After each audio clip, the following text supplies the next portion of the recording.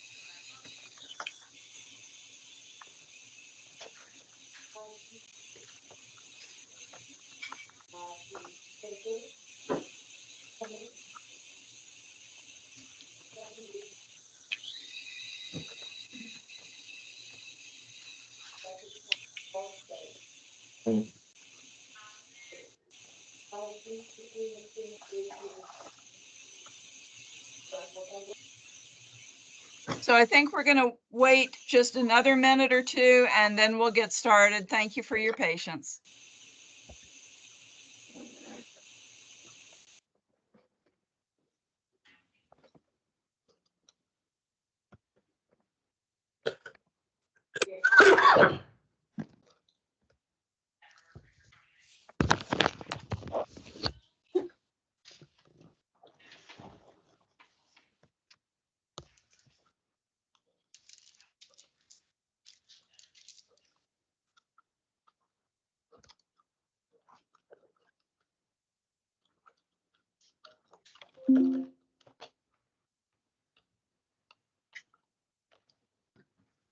Catherine, I'm thinking that 75 will be our magic number. Woo.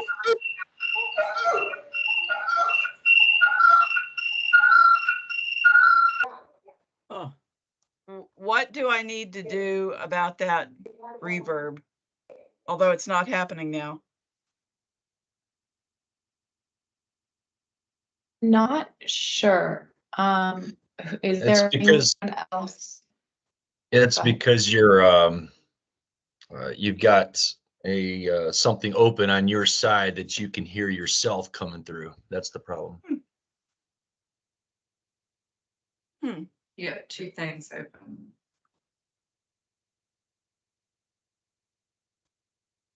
Well, I'm looking her up. She does not come up anywhere. It's just comes up about Christmas.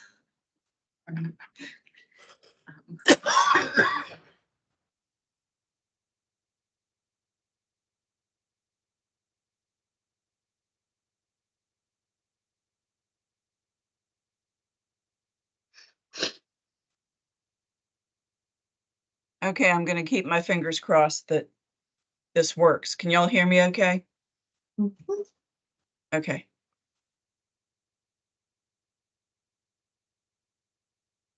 We're at 71. You could, if you can respond just to her and ask her.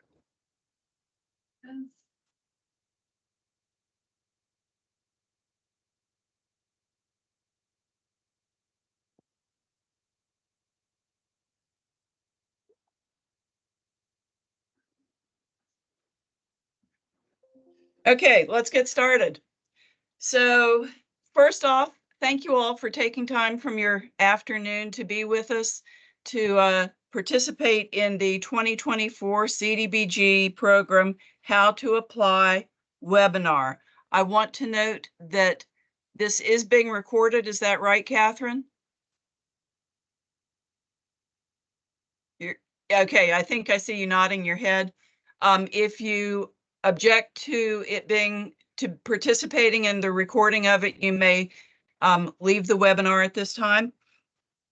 So we have done things a little bit differently this year. More of the preparation for the application process and management of it once applications come in has kind of slid down the hall. So most of you will remember Matt Weaver and Rachel, who handled all of this previously, and now the PAO team and Lindsay Austin's group have been taking on the lion's share. I want to take just a minute and ask the DHCD team who's been involved with this to introduce yourselves. In PAO, it would be Joanne and Kathy and Kelly. Could y'all raise your hand or let us know that you're here?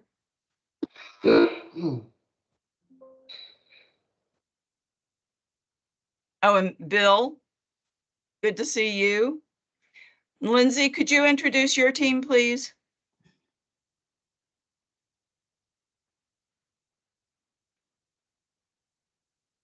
Sorry, we're coordinating here with technology.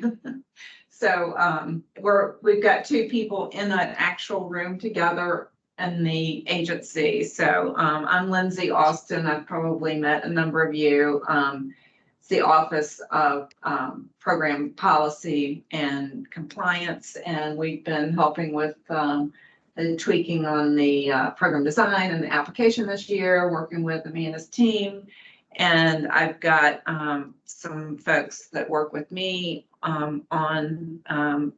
sitting right across from me is Catherine. Say hi, Catherine, introduce yourself. Hi, everyone. I'm Catherine Farnsler. I am a policy analyst on Lindsay's team. And yeah, we have been working on this year's CDBG application, everything. Happy to be here. And then just because we like to complicate things a little bit, just down the hall, and I believe who can hop on here is Cameron. Cameron, introduce yourself. Hi, everyone. My name is Cameron George. I'm also a policy analyst with Lindsay Austin's team, and I am doing the tech today. So super excited to kind of show off some of the work we've been doing and the collaborative effort between us and PAAO. And I think Melissa's on here. Melissa, are you on?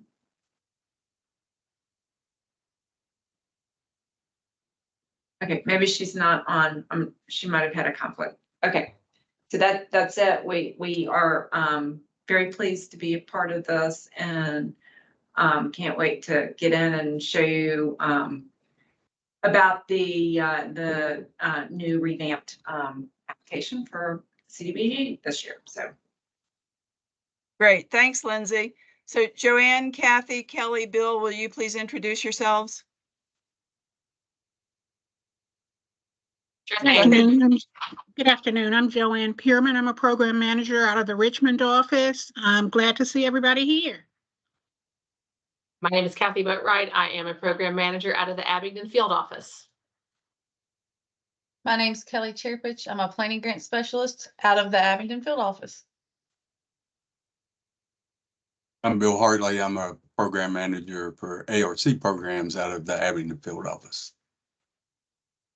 And I believe we also have with us a number of our program administrators. And in the interest of time, I'm not going to raise them up at the moment, but I'm going to invite them. You know, as we go through this, if you want to add something, please feel free to do so. So we're here today to go over this webinar. We've got a full agenda. You can see it up here.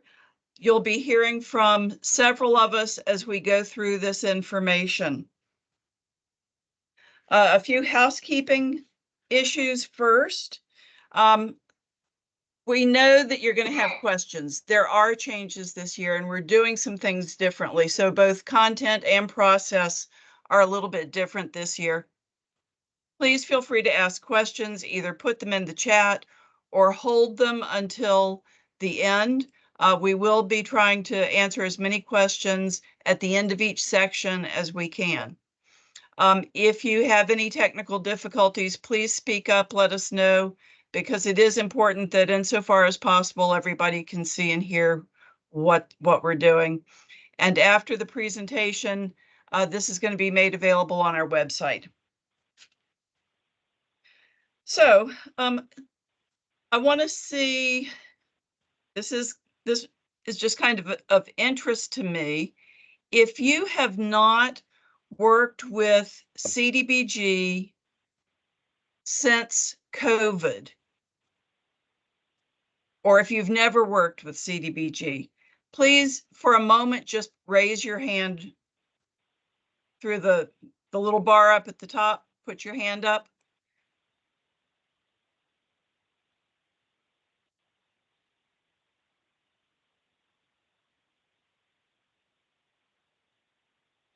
So it looks like we've got a number of people who are brand new or somewhat new to CDBG. Particular thanks to you for being with us today. So, you know, just as a matter of introduction, this is DHCD's mission statement. We're committed to creating safe, affordable, and prosperous communities to live, work, and do business in Virginia. And I hope that as we go through this, you'll hear elements of this resonating in how we're going to do the program this year. So to further introduce ourselves, you've heard from a lot of the folks here. The Program Administration and Assistance Office, PAAO, is where some of us live, and Lindsay's office. And Lindsay, I'm so sorry, I can never remember the formal name of your office. We are the Office of Policy, Program Policy and Compliance. policy Program- planning. Policy PPC. Planning and Compliance. PPC. Changed We just changed it. We just changed it. So it's okay if we don't know the name of it as well. I will not feel badly about being confused. Okay. Okay. Okay, so we have offices in both Richmond and in Abingdon.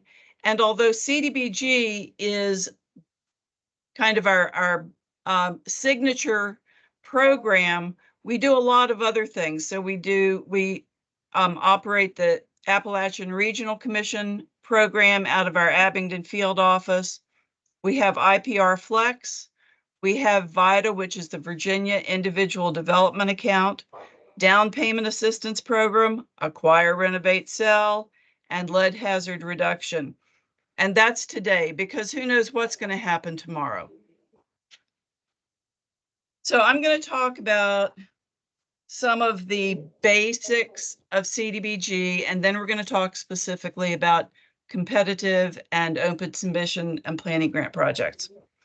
So there will not be a test on this, but I think it's important that you know that this CDBG program started in 1974. So it's got some years on it, right? Is that 50 years? Wow. So CDBG is older than many of the people on this call, not me, but many of the people on this call. Who is eligible to apply? Only units of local government. Only units of local government. So if you are unsure whether you are eligible to apply, we've got in Appendix A in the program design a list of who's eligible and who's not. And one of the ways to tell is that you may know that you are in an entitlement community or a non-entitlement community. Entitlement communities get their funds directly from HUD, and they're generally going to be your larger cities and counties. So Arlington and City of Richmond and Virginia Beach are all entitlement communities. For the purpose of distributing funds, the state is also considered an entitlement community, and then we distribute through our competitive process. Another thing to know about CDBG is that every project has to meet one of 3 national objectives, and you see those here. Benefit to low and moderate income, elimination of slums and blight, or urgent need community development projects. So LMI, low mod income, is what we do with most of our projects. Slums and blight, probably second, and urgent need, because that is a situation that's been declared an emergency. So it's usually going to be a weather-related event, floods, crazy snowstorms, so forth, would be the urgent need.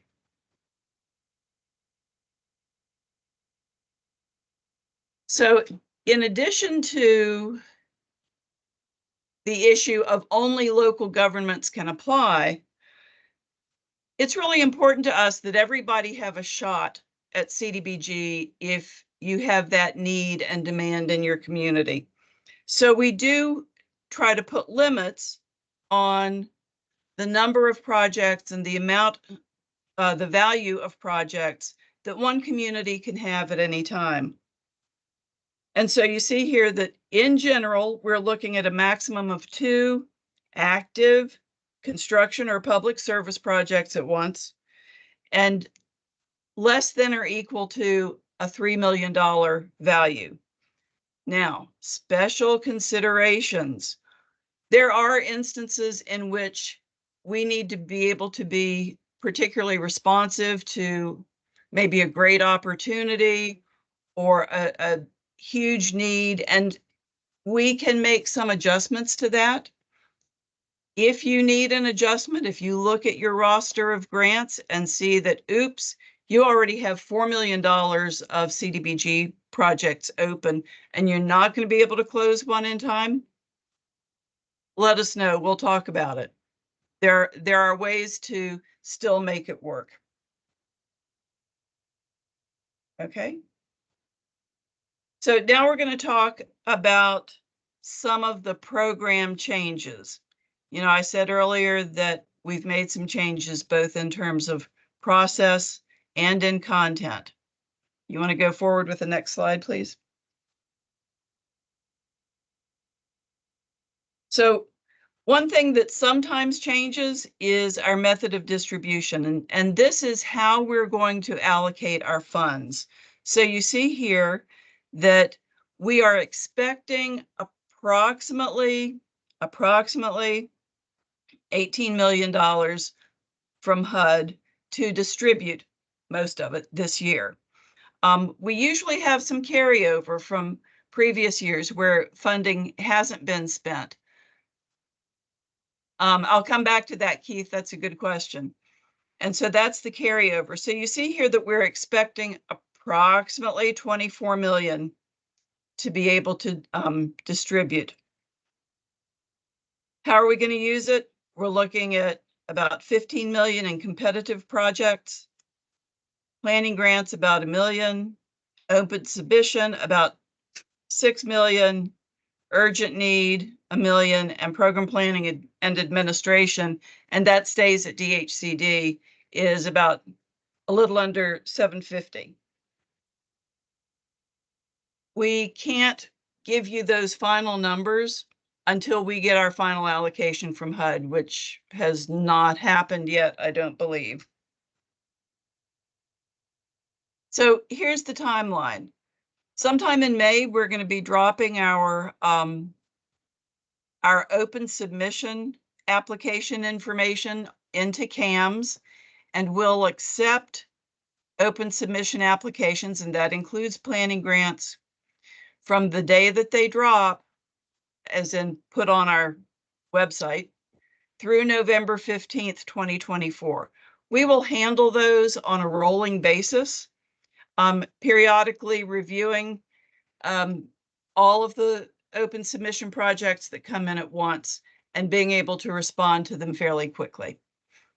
For the competitive projects, they are open now. All of that stuff is available on CAMS. You're able to pull down the application, take a look at it, see what questions are being asked. And the deadline for that is June 12th. That is a hard deadline. It's like, get it in by June 12th, or likely is you'll need to wait until next year to submit something. Next slide.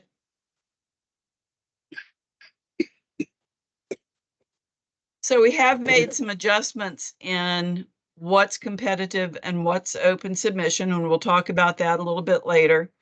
But just be aware of that. Don't make any assumptions. We've also, for some project types, increased award amounts or changed the administrative cost limits. For planning grants, we have two categories, activation and project driven. Some of you may remember that we had a pre-project planning grant. We're calling that activation because that planning grant is really what launches you. It's really what gets you started. It's that time when you're gathering up your community and getting their input and figuring out what the needs are, how to organize yourselves, what's your capacity, how do you increase your capacity, all of those things that you need to kind of have well established before you come to us for a project planning grant or a construction project.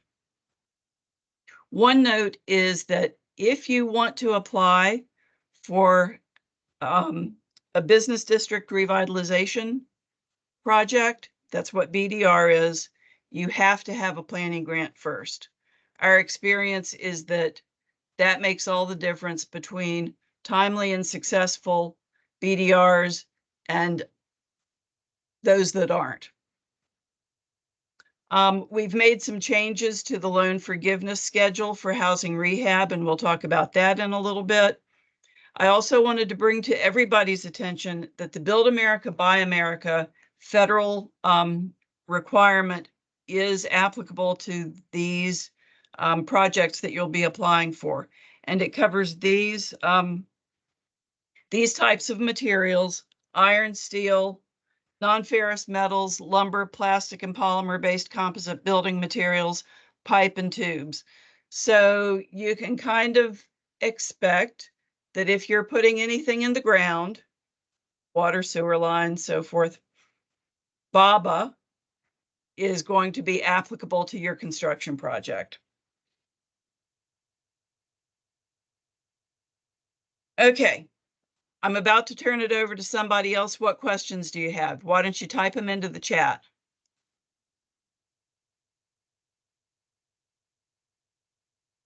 Do IRF or ARC grants count in the 3 million CDBG cap? No, they don't. What we will want to do is make sure that we're not overburdening a locality with too much to do given your staffing and so forth. So if we see that you're on target with CDBG, but you've got a bunch of other stuff stacked up, we're going to have a conversation with you about your capacity to follow through on everything. Is BABA applicable to housing rehab?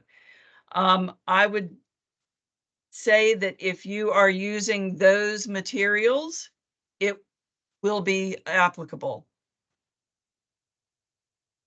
Joanne and Kathy, do you see that differently? My understanding as well on certain components as was listed in your slide. Thank you. What Yeah, other questions? Okay. Oh, Bill, was that you? I talked over somebody, I'm sorry.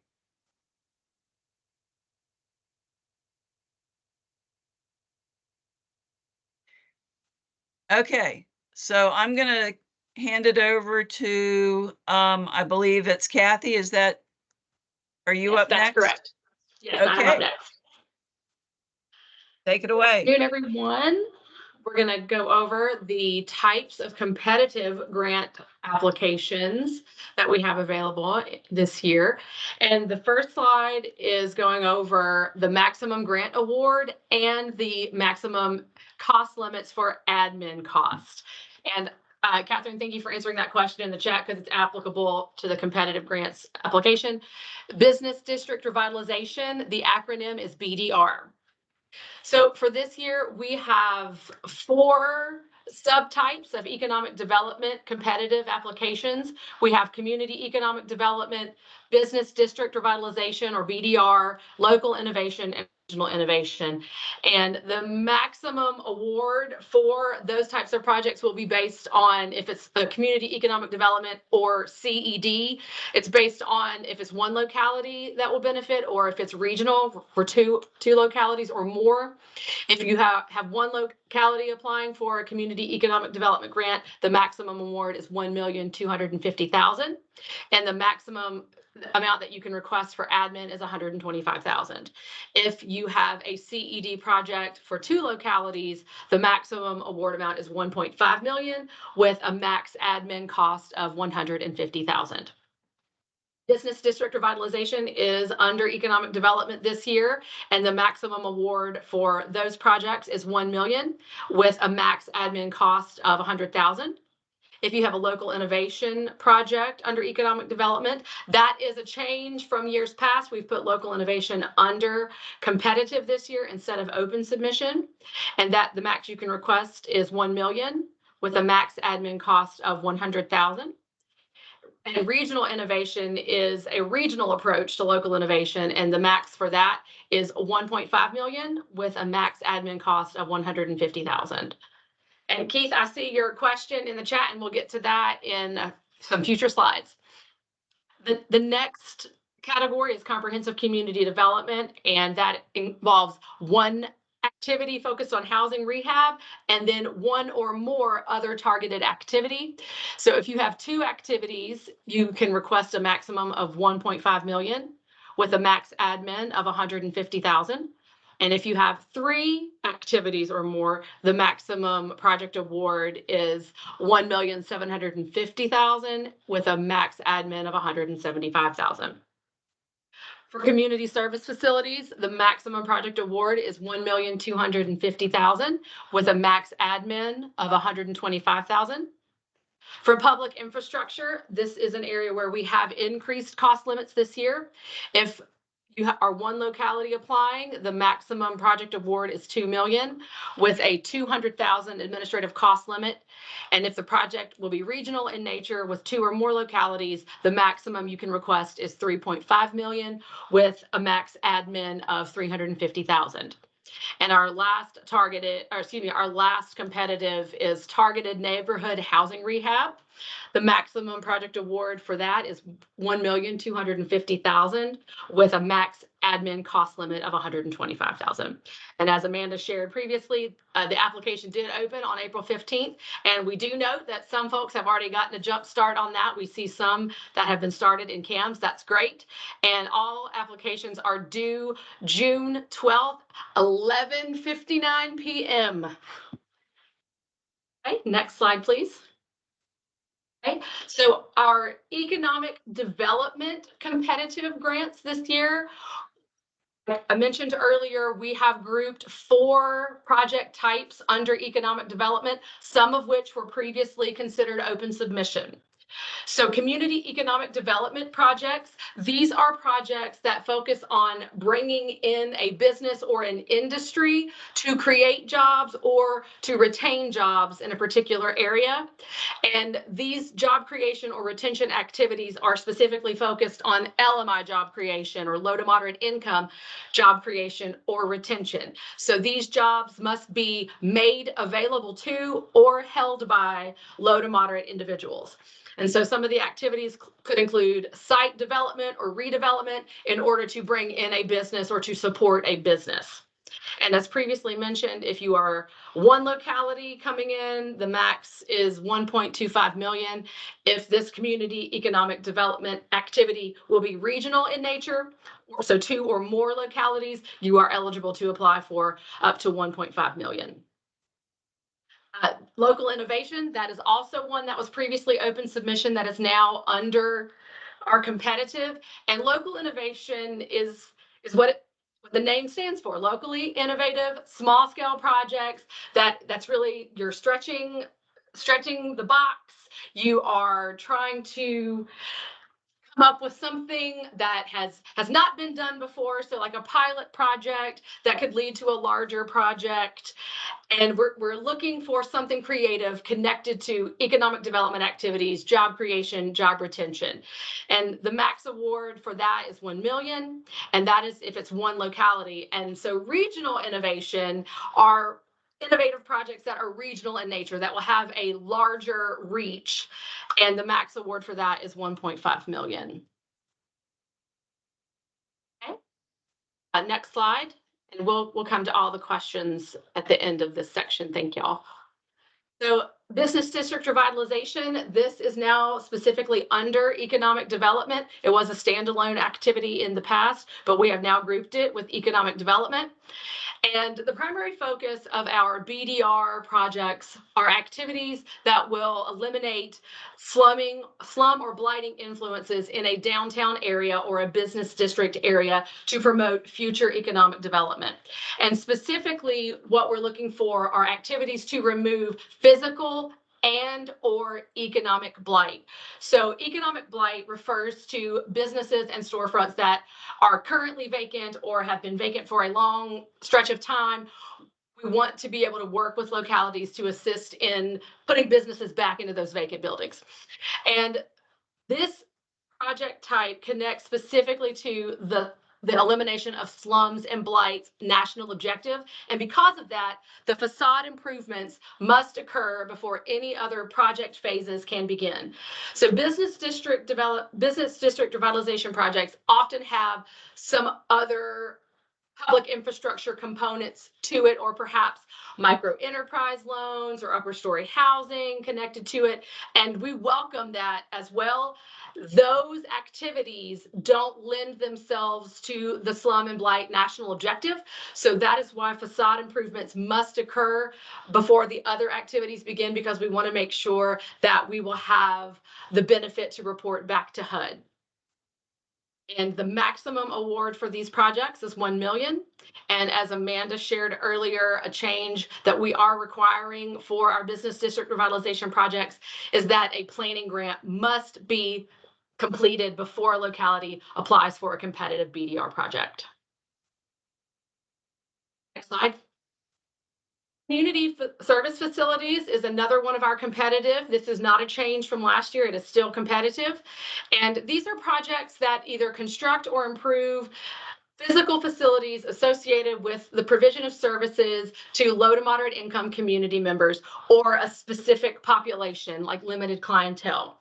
So some examples of community service facilities that DHCD has invested into in the past include child and or adult care facilities, health clinics or dental clinics, and other types of facilities that are specifically targeted for protected populations like the elderly or persons with disabilities. There's some flexibility in the community service facility type. So if you have something that doesn't neatly fit into one of these examples, please do send your emails to the CDBG email that's included in this presentation, and we can schedule a time to talk more about your specific project if you think it will fit under community service facilities. One important note about community service facilities, oftentimes there is a nonprofit organization that provides the services for those facilities, and that is allowed. However, the locality must have control of the property being built or improved upon during the time of the CDBG funded improvements. And the maximum award for our community service facilities is again 1.25 million. Public infrastructure. Public infrastructure projects include water, sewer, drainage improvements, street or sidewalk improvements. The majority of public infrastructure projects that DHCD has funded in the past have been the water or sewer projects. And this includes reconnections, and it also includes new public service. And we have some cost limits around our water and sewer connection fees. These limits have not changed from last year, so they are the same again this year. And the CDBG investment per water connection can be a maximum of 30,000. Yeah, And the you're absolutely CDBG right. This is, so I suspect, I know that we've gotten CDBG funds through the county.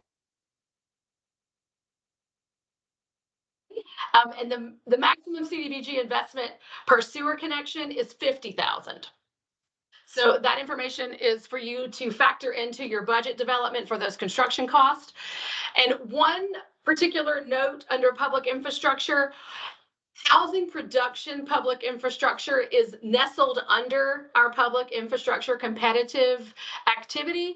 And housing production public infrastructure refers to the water, the sewers, the street or sidewalk improvements that are needed to support the production of housing units. And the maximum award for that type of activity is 1.5 million. And I do want to remind everyone that we do have increased maximum award amounts for the public infrastructure this year. One locality is eligible for a maximum of $2 million, and 2 or more localities is eligible for up to 3.5 million for public infrastructure activities. Our next is the targeted housing rehabilitation. And these include activities for housing rehab, substantial reconstruction, temporary relocation, and the removal of residential blight in a very specific, well-defined, targeted area. And you'll learn a little bit more in our presentation about what we like to see for mapping and defining our project areas. But you as the locality will have to tell us how you have identified your targeted neighborhood and explain to us how you created the boundaries around your project area. And as Amanda mentioned earlier, there are some changes around our amortization period for our investment. CDBG funds are invested up to 50,000 in a housing rehab activity. The amortization period is a 5-year forgivable loan. If 50,001 up to 100,000 in CDBG funds is invested into a home, there will be a 10-year forgivable loan period. And then any investment over $100,000 in CDBG funds will have a 15-year forgivable loan period. And that is a change from last year to this year. And finally, we have our comprehensive community development. And comprehensive community development must include housing rehabilitation activities and at least one other activity to include water, wastewater or sewer, sidewalks, street improvement, stormwater drainage improvement, etc. So you must have a housing rehab component for comprehensive community development and at least one other activity. And we did increase the award amounts for this type this year. Projects that have 2 activities are eligible for up to 1.5 million, and projects with 3 or more activities can be eligible for 1.75 million. I know there's lots of questions. I saw that chat rolling at the corner of my eye, so we will work collectively right now to answer the questions.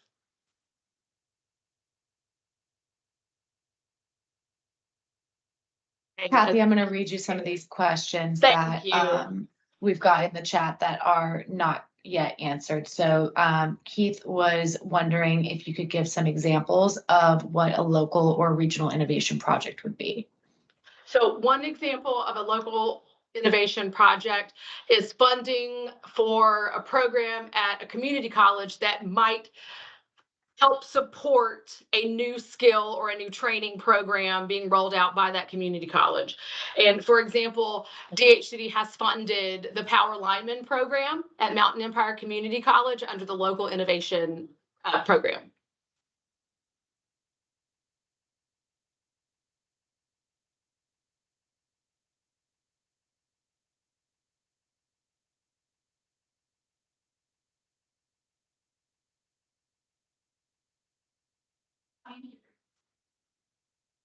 So were you reading through these, Catherine? Yes, and then I'm starting to have audio trouble I'll where just get off. things are loading funky. Can y'all hear me?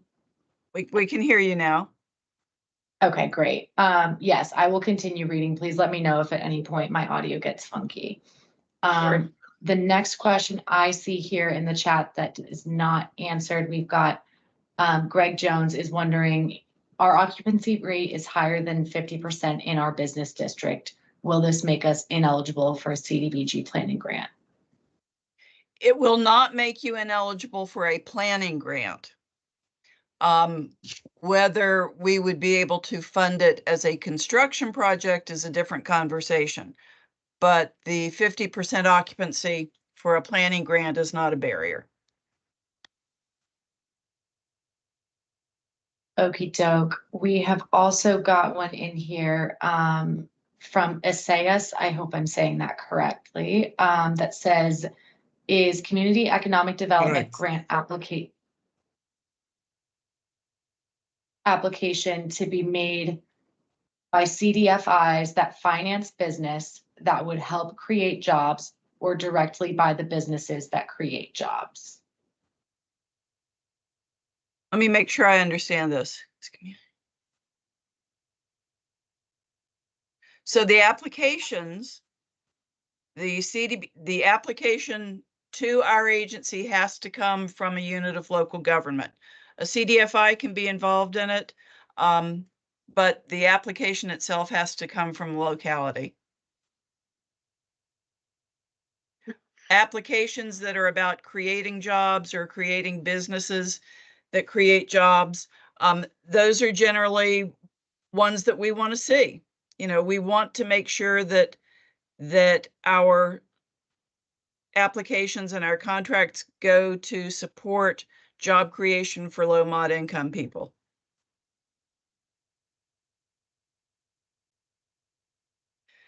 Okay, we've got another question here from Holly that says, for public services, the manual says it must be for a new service or increase of existing service provided by state or other entity on its behalf. Could you please explain or define that? What is an example of an existing service provided by the state? And for context, she's with a network of food banks. Okay, so if I'm not going to use food banks as an example. If let's say you have an organization that currently serves 50 people a week through a particular program. So what we're not interested in doing is just replacing the funds that you're currently using to serve 50 people a week in that program. We would want to see your service numbers go from 50 up to a higher number. It's not about just doing what you're already doing. It's about doing more or doing something different. If you've got this brilliant idea for a program and you don't have funding for it, that kind of thing would also be eligible.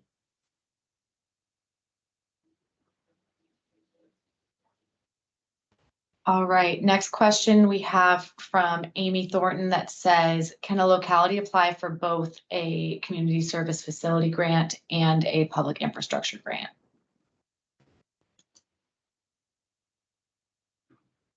Are we talking about two efforts in the same neighborhood?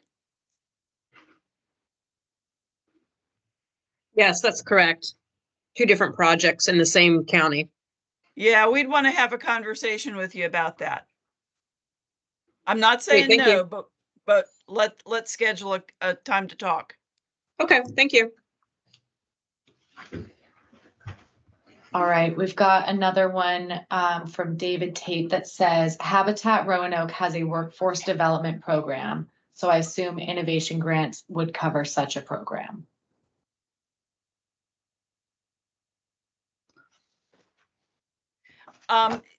It could possibly be innovation. It might be a different kind of program as well. The city of Roanoke is an entitlement community, so they're not bound by our same kind of requirements. It could be innovation, but it also might fit under a different project category. Gotcha.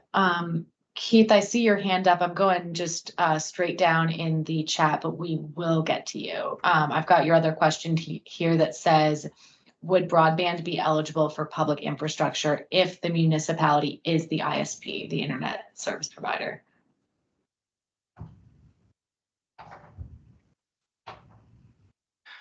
We have done a few of those.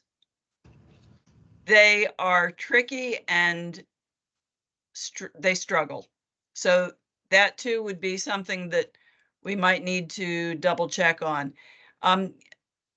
Kelly has noted that it's or not and related to the physical blight versus and vacancy rates. So thanks for making that correction, Kelly.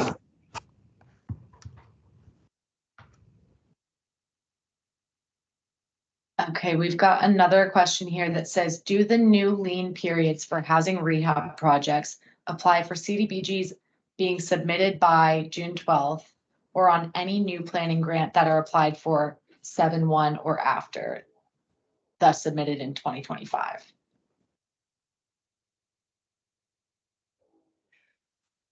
So the new lien requirements will be applicable to anything funded through 2024 or in 2024 and beyond.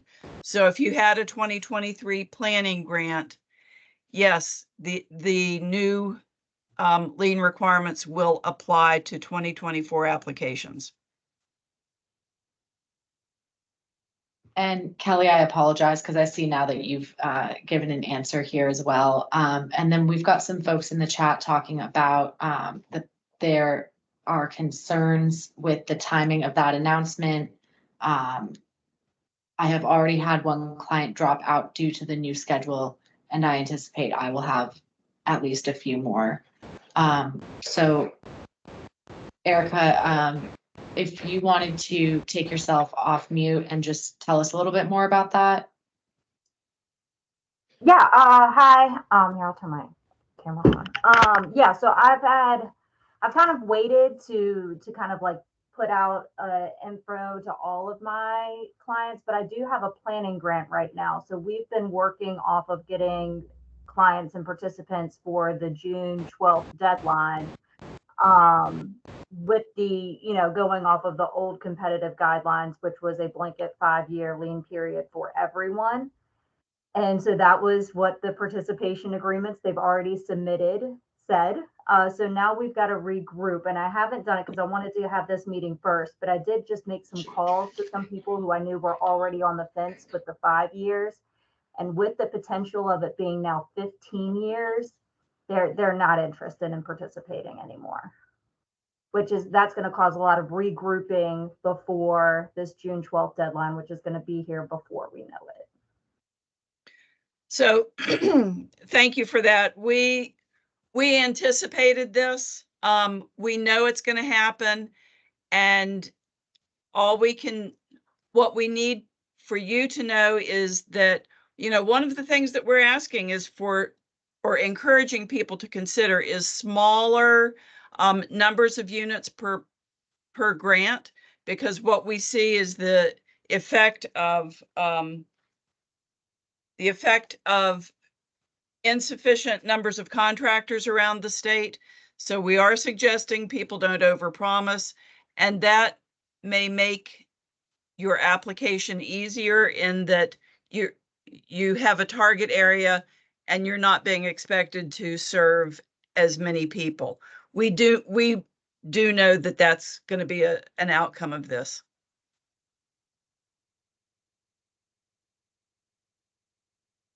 All right, I've got a hand from Keith here. And then I think maybe after this, we might have to move forward with slides, and then just everybody, please feel free to send more questions to that email on the screen. So go ahead, Keith. I just want to follow up on the statement about Roanoke and the habitat.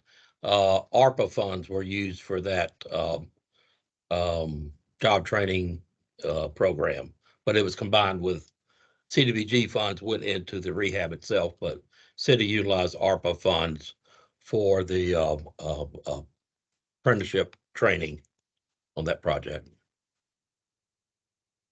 Thanks, Keith.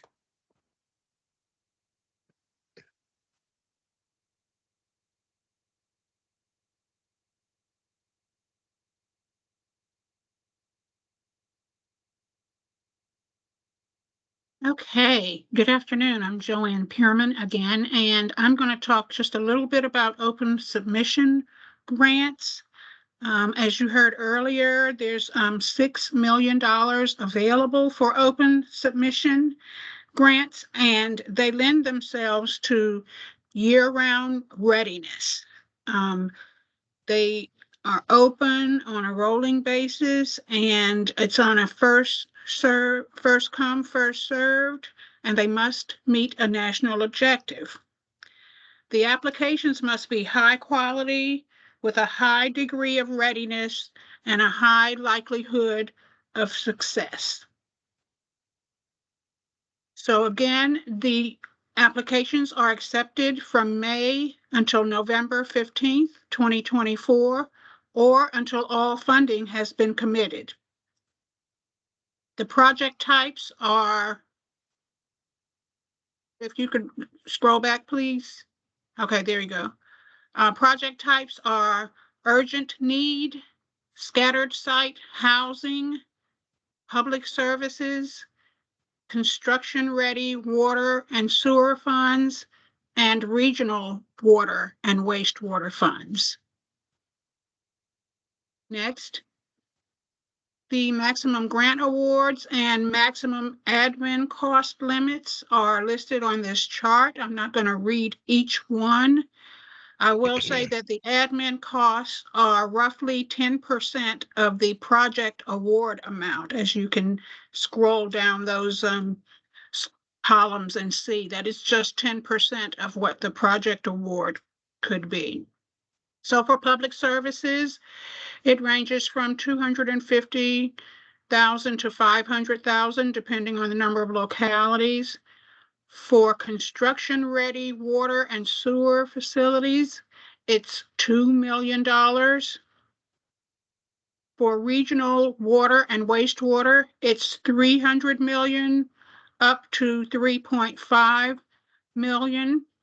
For scattered site housing rehab, the max amount is $1,250,000, and for urgent need is $1 million. Next. So, public services.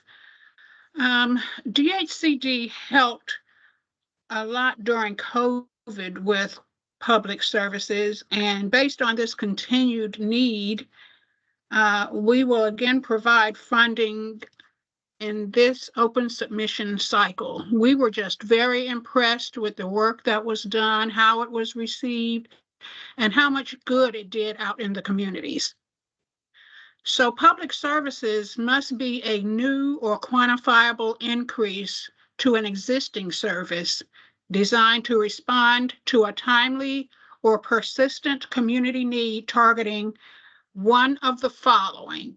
So again, we're targeting only 3 areas right now, and that is child care programs, or similarly, adult care programs, health service programs, and food security programs. And please be reminded that the local unit of government must be the applicant. We know for a fact that with these kinds of public services, you will likely have a nonprofit partner to be doing the lion's share of the work. The award amounts were already reviewed. Okay, let's move forward with construction-ready water and sewer.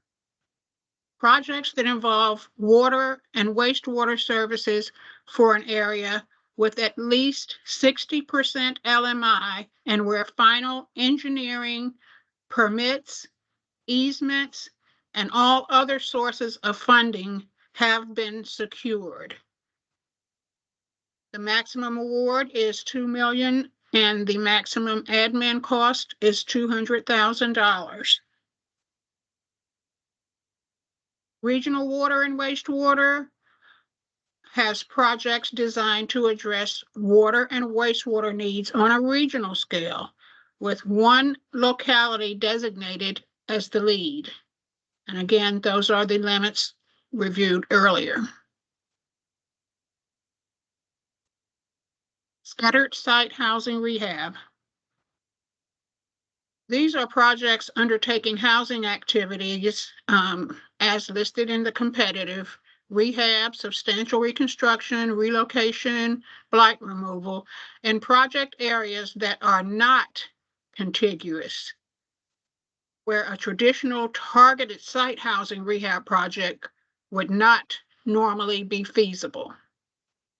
And these are the limits, and these are the amortization periods.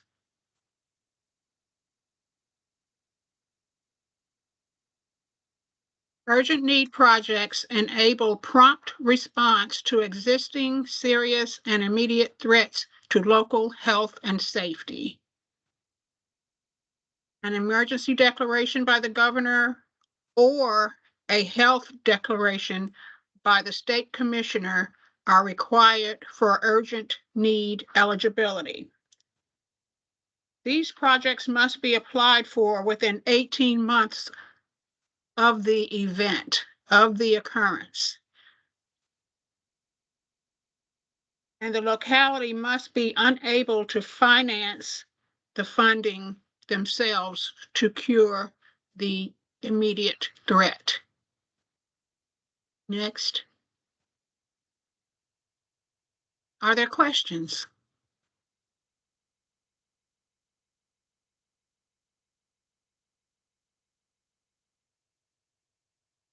Okay, thank you. I believe, are we going to hear from Kelly next? Yes, ma'am. I'm just gonna see if there's any more questions come through the chat for open submission projects.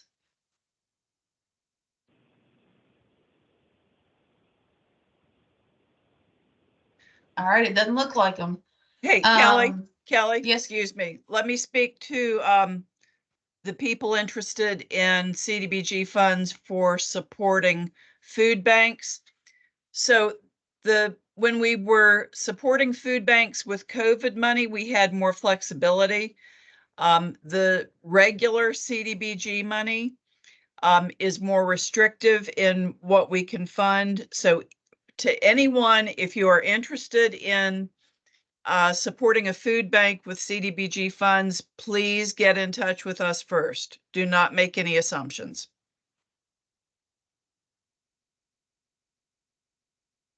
All Catherine, right. we can't hear you.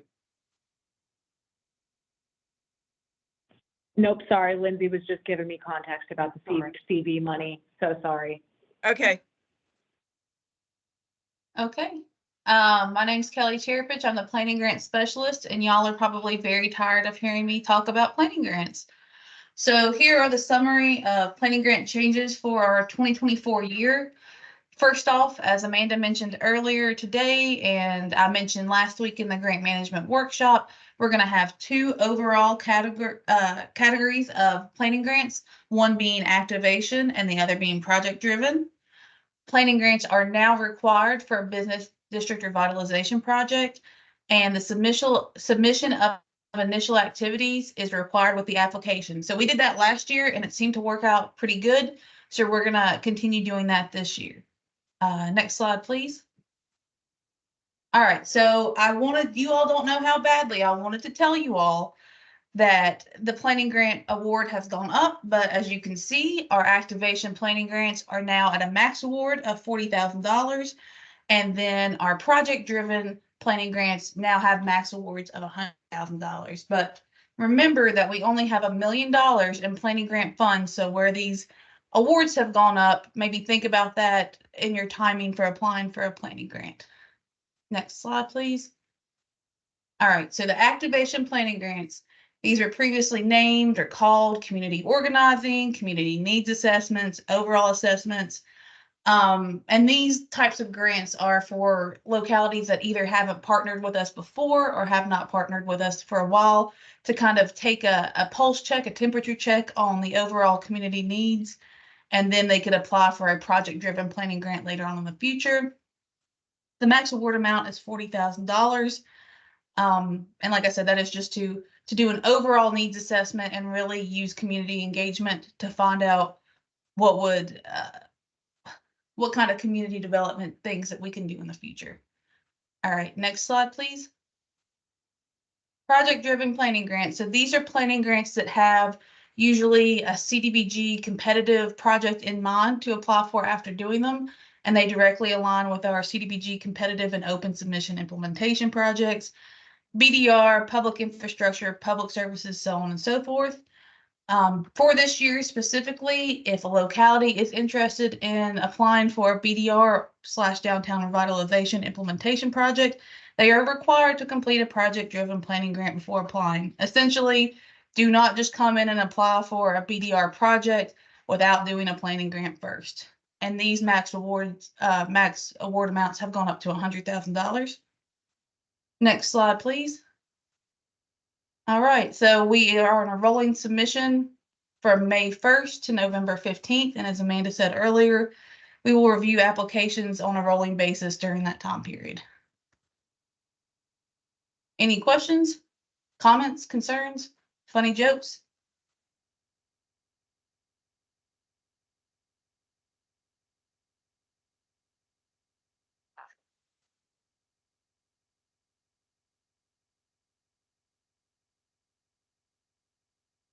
All right, it doesn't look like there are any questions on my end, I think.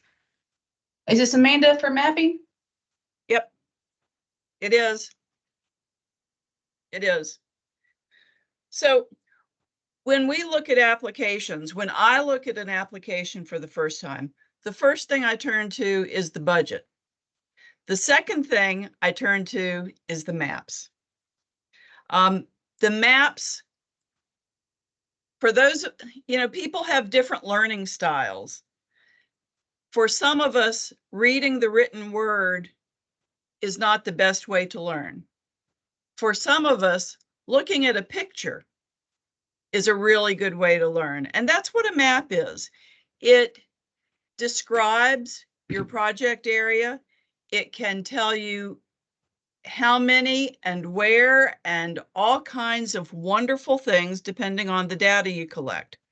But there are some essential pieces that you need on every map. And so first thing is that north arrow that tells you which way you're looking. If it's along with the north arrow, you can sometimes have other orientation tools. Some streets we know run east-west, some run north-south. So sometimes streets and roads or bodies of water are good to help us orient where we are, figure out where we are. Second thing is tell me the scale. How do things relate to each other? Is it 1 inch on the map equals a mile? 1 inch on the map equals 100 yards?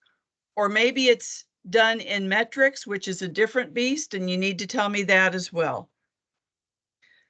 We need a key on every map so we can tell what we're looking at. What does the red square mean? What does the blue squiggle mean? And, when you're particularly in the housing rehab maps, because there are so many twists and turns to the demographics of who's living in the area, there can be lots of symbols. There can be lots of symbols. Make sure it's clear what we're looking at. And content.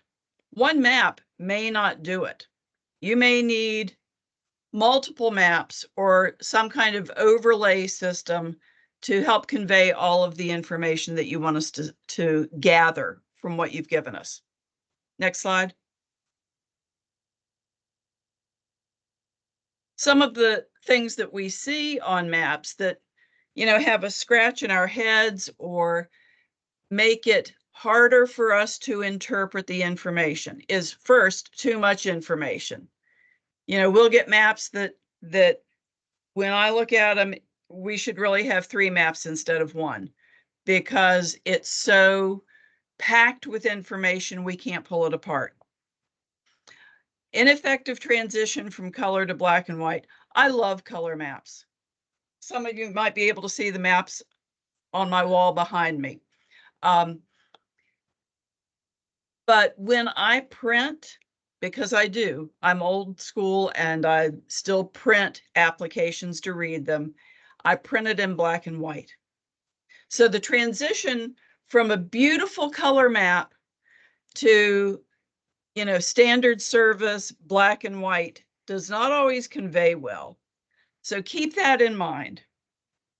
The third thing on here is ineffective use of shading to indicate density. And I struggled to find a way to kind of get this point across. But when you look at a map, if it starts with a gray, let's say it's a gradation of gray. So no color at all, a little bit of gray, more gray, almost charcoal, and then black. Automatically, for whatever reason, what we think when we see that is that the lightest shade is relative to less or fewer, and the more dense shade is related to more. So make sure you don't tangle those things up, because I've seen maps where 0 is the darkest shade on the map, and it's hard for me to process. You know, I don't know. I think that that's a similar experience for everybody, but use shading wisely. And then the last thing I want to highlight is lack of connection between the map and any narrative. There should be a connection between the map and the narrative in your responses to the questions. So there should be something that adds to the key on the map that says a little bit more about it, and gives us that answers the questions before we have to ask them. So that's what I wanted to share about maps, except for, let me show you what I like about this one. You see the numbers here? These numbers are related to a building inventory that's included in the map. So we can look at number 32 and find it on the list and see what it is. Super, super helpful. Next. Some of our projects, whether they're housing projects or downtown projects or infrastructure projects, are phased. This map clearly shows what we're talking about in this particular application. So apparently there's been a phase 1 that's blacked out. It's been done. And then what we're proposing here is rental rehab and substantial reconstructions. This key is very clear. We can tell exactly what we're looking at. Don't know how it would translate to black and white, but if we're looking at it in color, it's really clear what's going on.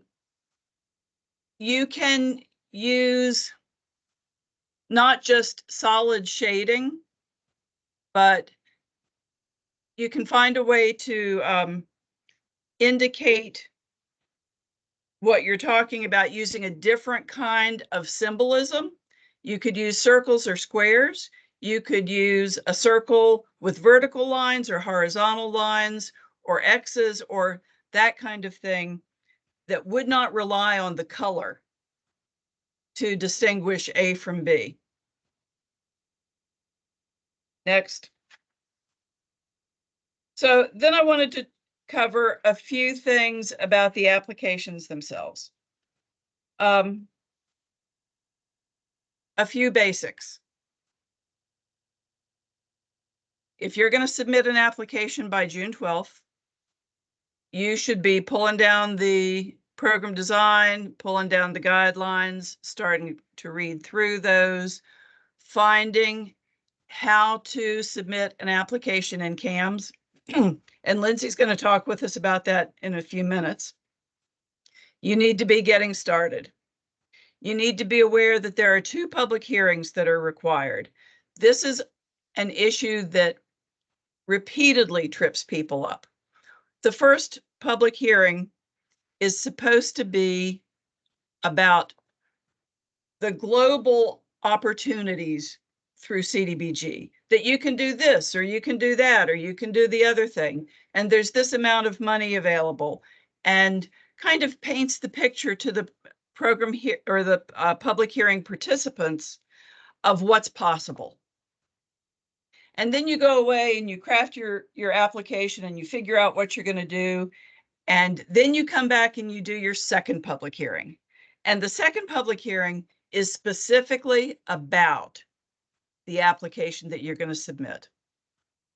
So people have an opportunity at the first one to kind of toss out ideas and brainstorm. And at the second one, they're going to hear what has been determined to be requested. There are very clear specifics about timing and publication to advertise those public hearings. They are in the guidelines and the manual, so please do not overlook those. Pay attention, because if they're screwed up, you can't unring that bell. You can't go back and redo them. So you've got to get the public hearings right. Next slide. So be mindful of the project caps. We are in a cycle of trying really hard to get projects closed out. That's so that open projects that are completed are not bumping up against the caps and making it more difficult for you to get access to more money. So just be aware of that. If we send you project closeout forms, please complete them and send them back promptly. Be mindful of potential conflicts of interest. Here's my approach to a conflict of interest.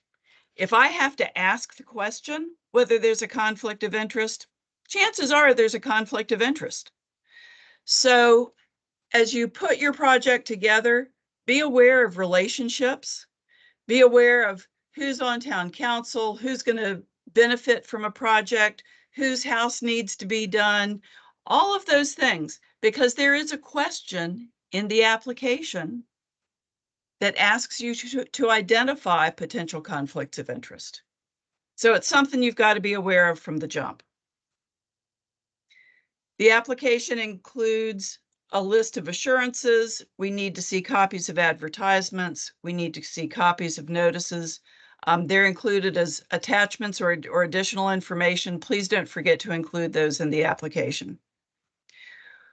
One thing we see in, I would guess, at least 75% of our applications that we look at is that information is not consistent throughout.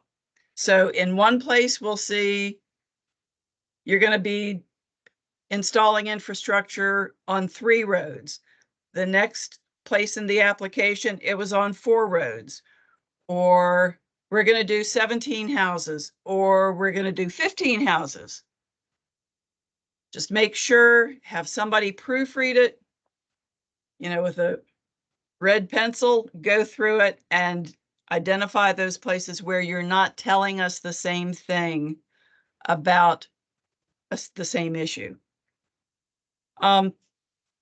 We will ask for the transmittal letter to the PDC, meaning you should be sending a letter to the PDC saying you're going to apply for this.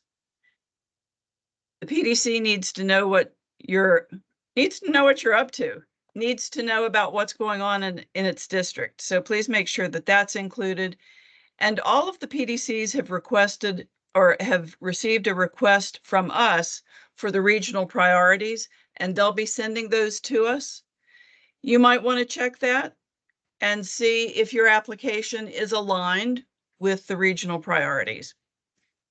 And then we're going to, again, say start early, because we all know that these things take longer than we expect them to.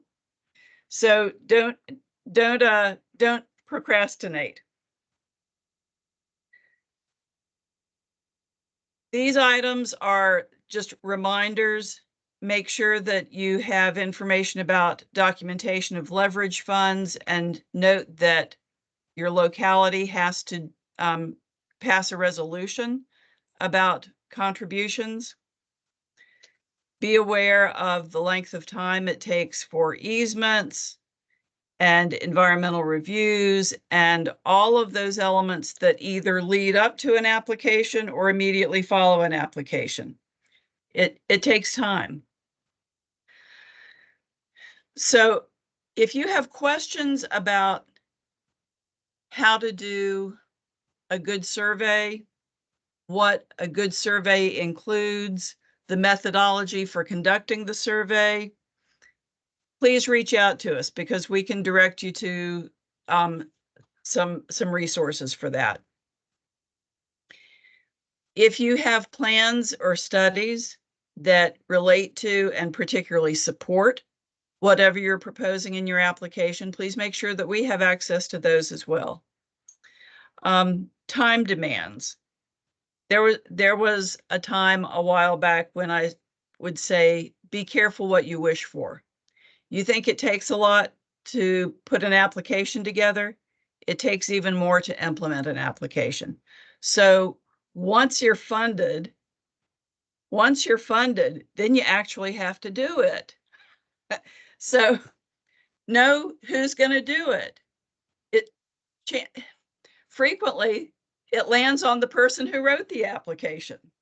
So you might want to have that conversation with your PDC or your team in your office so that if you are one of the funded applications, you've got a pathway forward.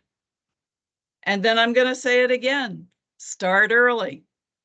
Don't put it off. Let's see. I think that was it for that presentation. The question is, will the 2024 CDBG still be governed by the 17 manual, except for where we have given you other information? Knock wood. We're going to have the new manual out within the next few months. It has been a slog to get it done, but we are in the final edit of it. And won't we celebrate when it's available? Any other questions? Yeah. We will probably need it, Marion. Thank you. I think next we're going to do scoring. Is that right, Catherine? Okay. Thanks, y'all. Yes, indeed. All right. Thanks, Amanda. Hey, everyone. So I'm going to talk a little bit about how we score these applications. For those of you who have done a CDBG application before and have already looked at the one that we have in CAM right now, you might notice it looks quite a bit different. The big reason for that is, we had the opportunity to do input sessions with a lot of folks kind of all over the state this past fall and winter. And one of the big things that we heard about CDBG was that, maybe there's some stuff that's confusing, or why do you ask the same questions multiple places in the application? And so one of the things that we really wanted to do going into this year was try and simplify that quite a bit on the application side, and just make it less duplicative, more straightforward. And so as we did that, we also needed to update our scoring to make sure that, everything that we are asking from y'all is reflected in what we're scoring, and vice versa, that we're not scoring you on things we don't ask you, and that we're not asking you things, as an exercise in typing, and we don't do anything with that information. So all of that has kind of culminated in this 100-point scoring system. I think historically it had been 300 points, and 100 points is just nice and round. So that's where we landed. And we've got this breakdown here where 40 of those points are going to be dedicated to evaluating the need in the locality. And then 30 points is going to represent kind of the capacity of the organization to execute and do the work that you're proposing to do. And then another 30 points is going to go to approach, which is kind of like a feasibility methodology kind of measure of that. And so each of these things kind of are broken down into lots of different specific scoring items, but those are really the high level buckets. And so, for need, what we're looking at there is, the needs assessments that you've conducted, and kind of what are you proposing? How much demand is there for it? You know, what is the impact going to be relative to that need? So that's kind of high level what we're looking at there. In capacity, you know, we are also looking at how successful, that's not a great word, sorry, but how past CDBG grants maybe have gone, or that is also the place where we look at, you know, are you really, really close to that $3 million? Like, how likely is it that your organization is, you know, or how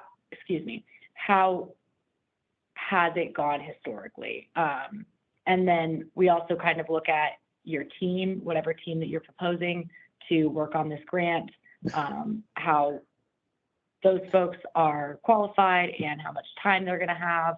And then just also kind of the capacity of the organization as a whole. And that makes up those 30 points that go to capacity. And then the last 30 points are going to be for the approach.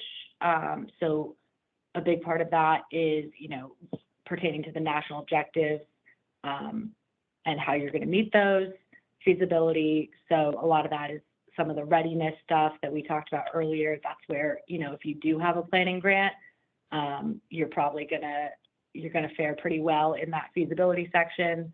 And then we've got also some points for that are different based on what kind of project you're proposing to do, right? So specific questions or points for public infrastructure versus for community service facility. And that is kind of the cliff notes here. I do see a question in the chat that says, can we access the application questions and requirements in CAMS without starting an application? Kelly, I think you're right. No, you are all good. I don't think that you can do that, but you are also not required to finish an application if you start it. So you can peek in there and probably withdraw it. If anybody else has questions, please type them out in the chat or use the hand raise function. Amanda, did I kind of cover it there? Do you want to add anything? I think it's also possible that you can start an application and have access to the questions then, and then you can start the real application.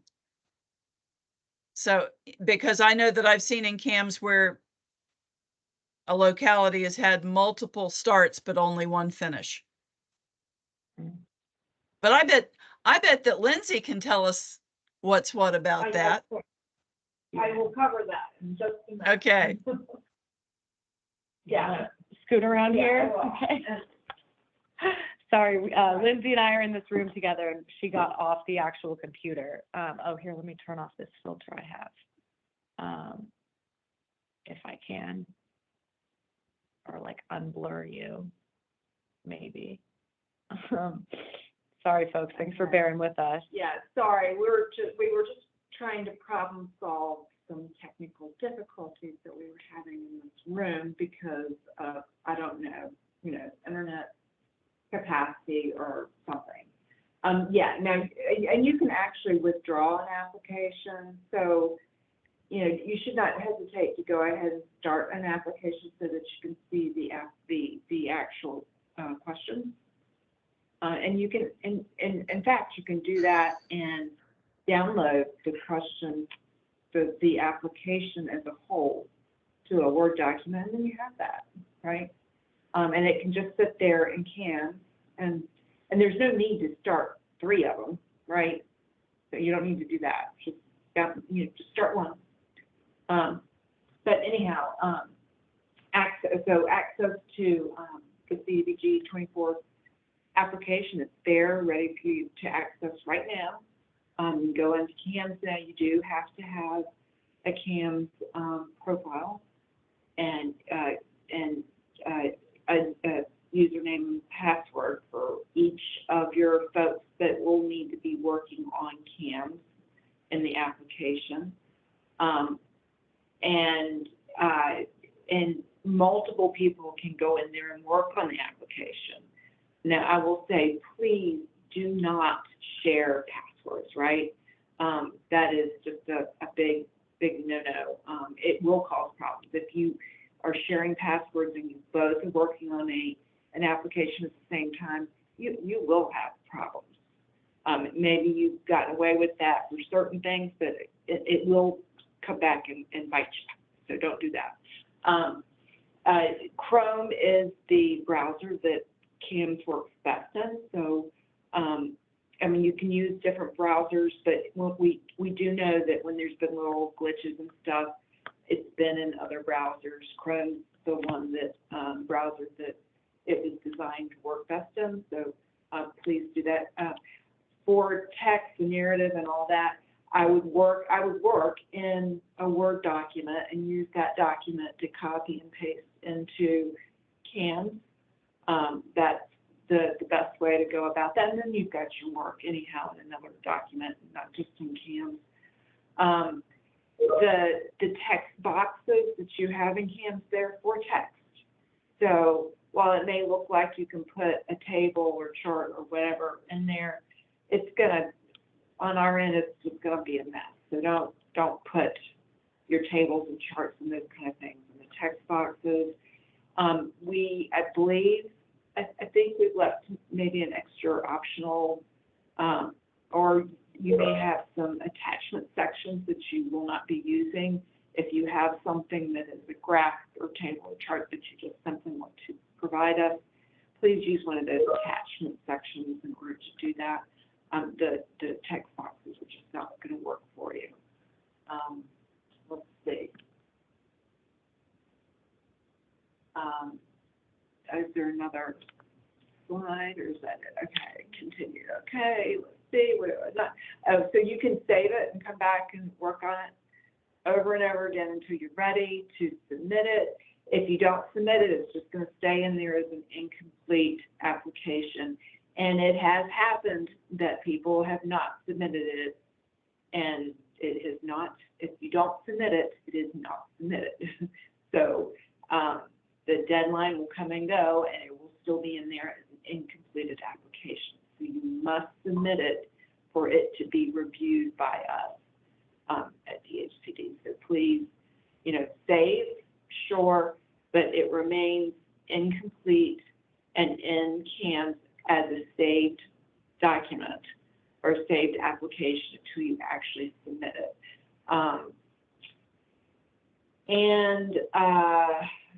Once you submit it, you'll be able to tell because the status will change for you on your side from incomplete to pending. And then you'll have a pending application, and it will stay in that status until once we've made all of our funding decisions and those have been sent to the governor's for his approval, and the announcements are made, and then we'll get to changing that status in actual CAMS. Any questions about CAMS?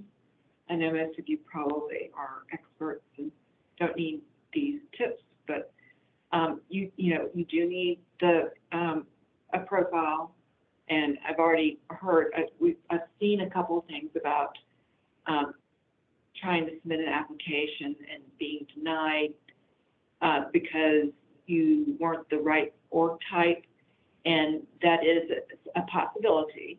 So if that happens, it means that for whatever application you're applying for, and in this case CDBG, you must be a unit of local government. So if you happen to be a nonprofit, that would be why you could not actually apply for this application. For some other application, you would be an eligible applicant type. But for this, you actually need to go through the unit of local government as the applicant. You do need to, if you are new to CAMS and you're setting up your initial profile, there is part of that initial profile is uploading an audit. Now, you don't have to do it at the time you're doing your initial profile, but you are expected and required to provide us audits on a regular basis. And while you can essentially get away with not doing it initially, you will be required to provide that audit. That is something that we're looking for and look at. And it is part of that capacity piece that we're reviewing. So I would encourage you, if if you're a new applicant, to get that audit to us. And if you are an existing applicant and you owe us an audit, that you update your audit and get that to us now when you're in the process of doing the audit, the application. So I think that's all I've got. I don't know if we've got any questions that you need my help with now. They're asking if PDCs qualify.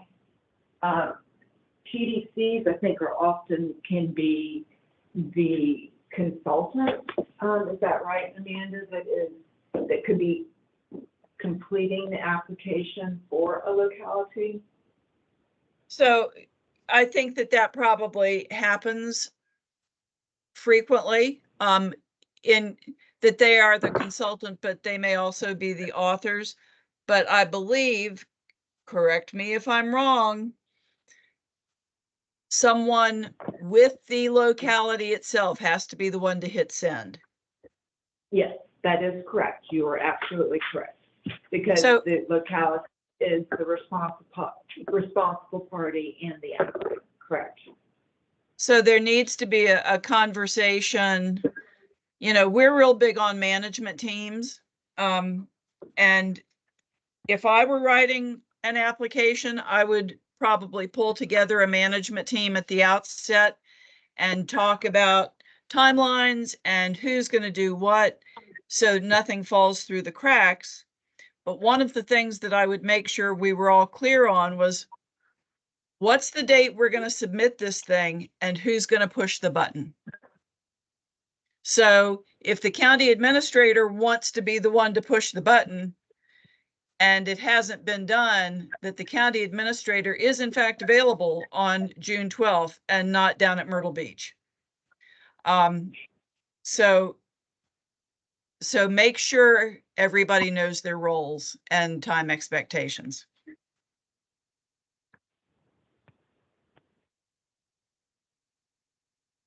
I would expect that there are at least 2 people at the locality who can do that function.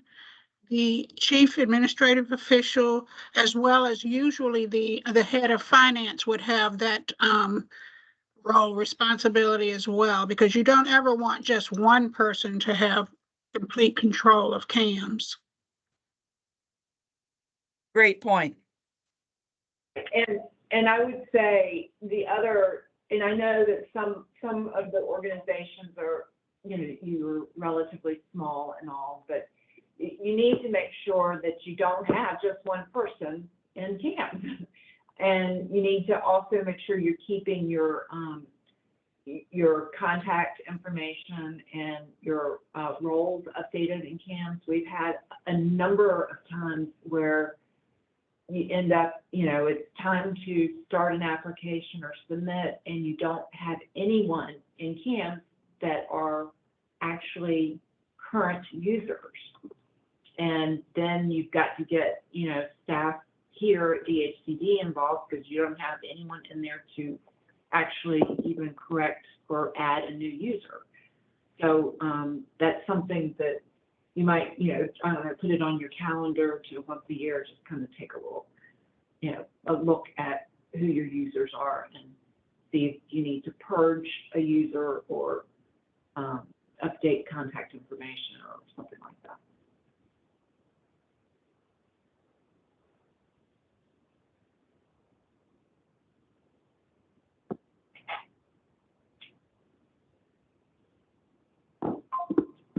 So we do know that once everybody gets into this, there will be more questions.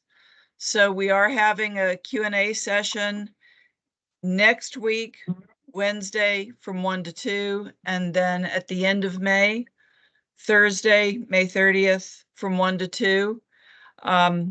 We are also very available to provide assistance, to answer questions. There are some questions we can't answer, right? We're not going to say, oh yes, you do that and you are definitely going to get an award. We don't go there. But there are some philosophical questions that you might have about the best way to do this, and we're here for you. I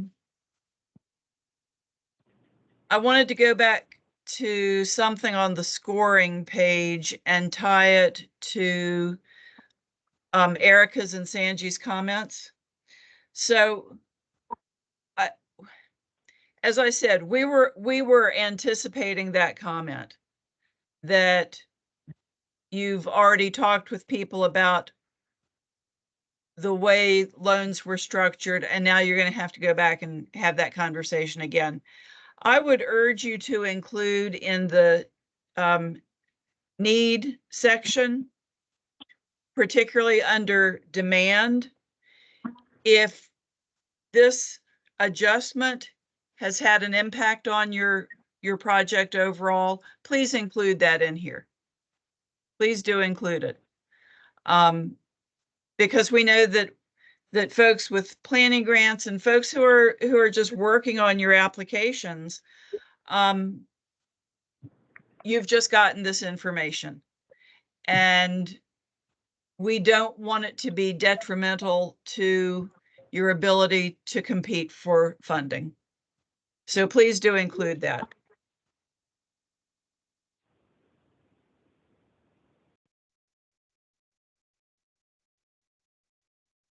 Any other questions before we sign off? As it relates to the lien term having a detrimental effect on your project, it's also incumbent on you to explain to these families the once in a lifetime chance they have for housing improvements, and especially if they're getting a substantial reconstruction, a brand new house. 15 years is nothing compared to what they'll be getting. Oftentimes when people get mortgages, they're 20, 30 years. And again, this is a forgivable loan. And so it's going to take a degree of effort on your part to share with the community how advantageous these programs are. Thank you.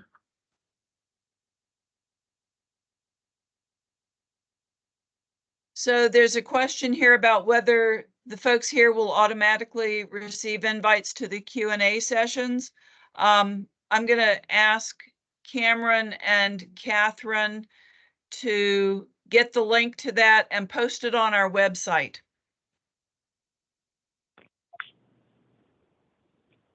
Will do, and we will, it'll go out to everyone who attended today, and we'll also have an e-blast on the whole DHCD site.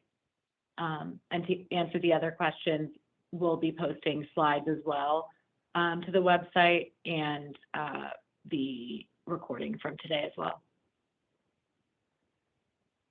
Thank you. We've got a question here about posting guidance or having a webinar about BABA. You know, Sanji, we're all overwhelmed by it. I don't know that we have clear information yet. And until we're clear, we don't want to try to instruct anybody else. What we do have is that ARC, the Appalachian Regional Commission, is a year or so ahead of us in CDBG as far as applying this. I think I've got that right, Bill and Kathy. And so we are learning from them as we go.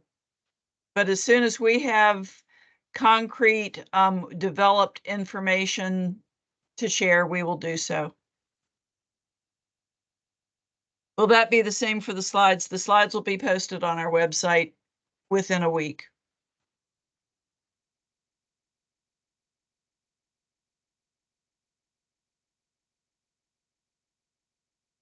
Anything else? So I want to point you to the CDBG program at dhcd.virginia.gov. That mailbox is checked multiple times a week. And if you have questions about this or anything you've heard or all things CDBG, please feel free to use that, and you should get a response within 2 or 3 days.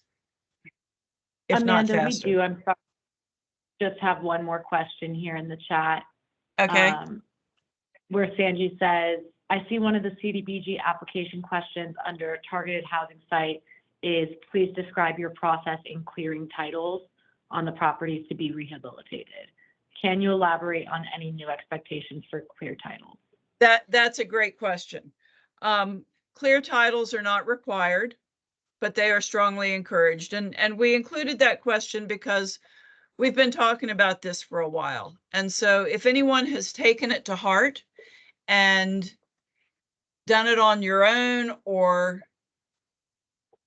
done it through another funding source, or you're planning to do it, you've built something into your budget to do it, in this application, highlight that for us.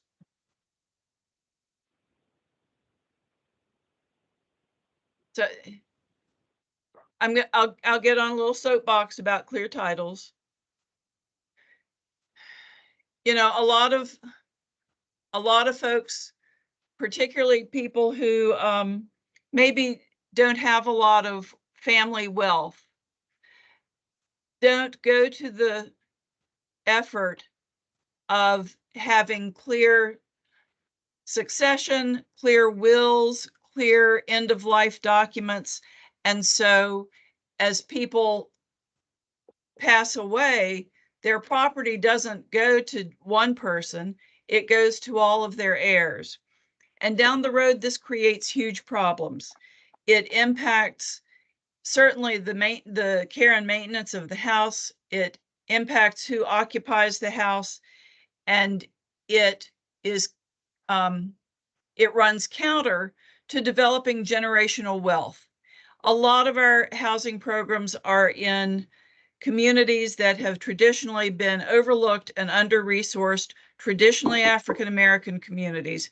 And so if we can include this element as part of an application process, help them get clear title, it shifts the dynamic. It shifts the social dynamic and creates greater equity and opportunity for justice. And so if you are inclined, we would encourage you to include that in your housing rehab applications. But it's not required, Sanji.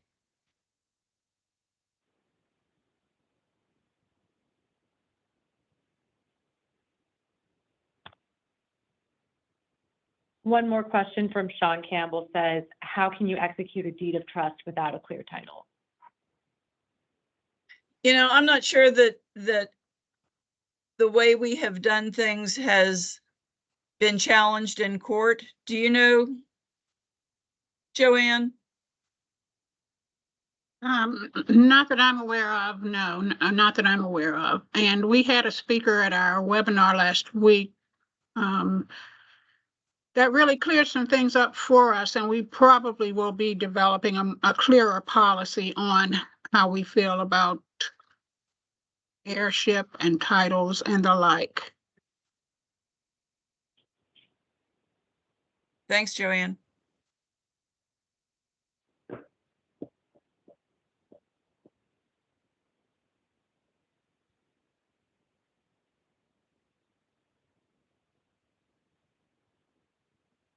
Thanks, Marion. Marion says you can execute it. You just can't enforce it against those that don't sign. Yeah. So having clear title is certainly advantageous.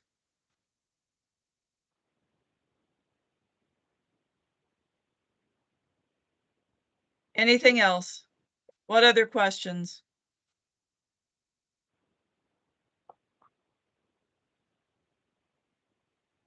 Joanne, Kathy, Kelly? Any program administrators? Lindsay, Catherine, Cameron? Anything for the good of the order?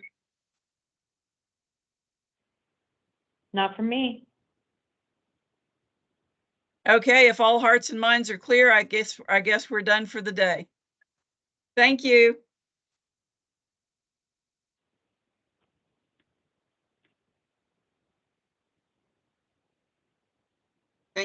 Thank you.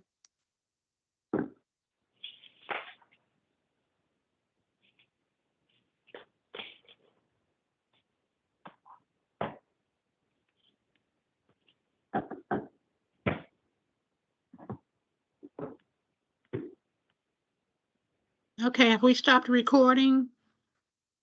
Oh, let me turn that off right now. Thank you.